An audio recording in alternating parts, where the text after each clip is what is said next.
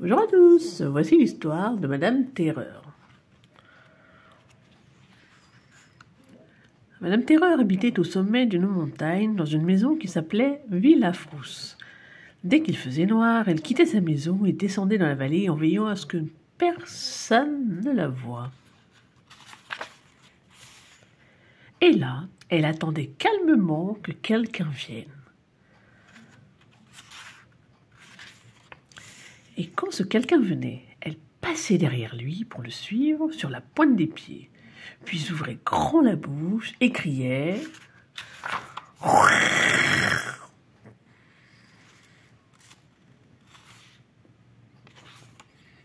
Et tu sais pourquoi Madame Terreur faisait ça? Pour s'amuser. Tu vois, elle adorait faire peur aux gens. Et elle le faisait très bien. Elle les faisait sursauter de peur. Bouh!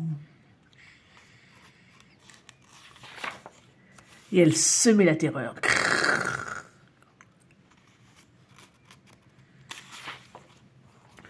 Tout le monde était paralysé de peur.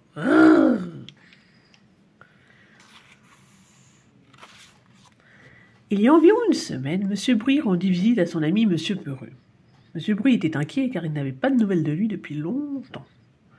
Lorsqu'il arriva chez M. Peureux, il frappa à la porte.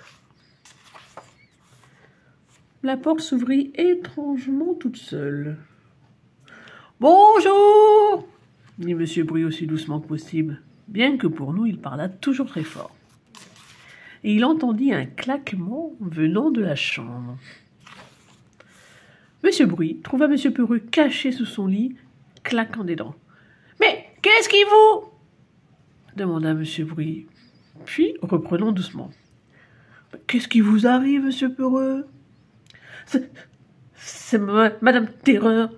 bégaya M. Peureux, tremblant de tous ses membres. « Elle n'arrête pas de me sauter dessus, là, en criant. M. Bruit lui prépara une tasse de thé, le calma et lui expliqua ce qu'ils allaient faire. À la nuit tombante, ils se cachèrent derrière un buisson sur le bord du chemin qui menait à la maison de Madame Terreur. Ils attendirent jusqu'à ce qu'ils voient la silhouette sombre de Madame Terreur passer. Alors, M. Bruit et M. Peureux sortirent de leur cachette sur la pointe des pieds, passèrent derrière Madame Terreur et crièrent à tue-tête. Quand M. Bruit crie à tue-tête, c'est vraiment très fort. Si fort que Madame Terreur sauta aussi haut que les arbres, et lorsqu'elle fut redescendue, elle prit ses jambes à son goût. Elle n'arrêta pas de courir jusqu'à ce qu'elle se cache sous son lit, dans sa chambre, dans la Villafrousse, tout en haut de la montagne. « Ah, bah vous ne la reverrez pas de sitôt, Monsieur Peureux !» gloussa Monsieur Bruit. « Monsieur Peureux ? Monsieur Peureux !» Mais Monsieur Peureux avait disparu. Monsieur Bruit gloussa à nouveau et retourna chez Monsieur Peureux pour regarder s'il n'était pas, lui aussi, sous son lit. Et voilà la fin de l'histoire. N'hésitez pas à venir liker et surtout à vous abonner. Merci et à la prochaine.